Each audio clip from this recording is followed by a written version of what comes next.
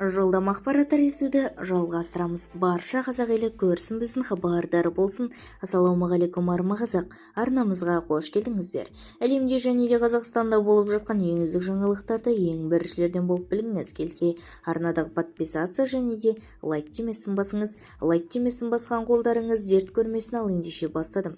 Қазақстандағы ең жоғарғы жалақы алатын мамандық иелері анықталды. Еңбек.кз мәліметі бойынша жұмыс берушілер қарашада ең жоғарғы жалақы бірнеше маманға ұсынған деп жазады Алаш.кз ұлттық порталы.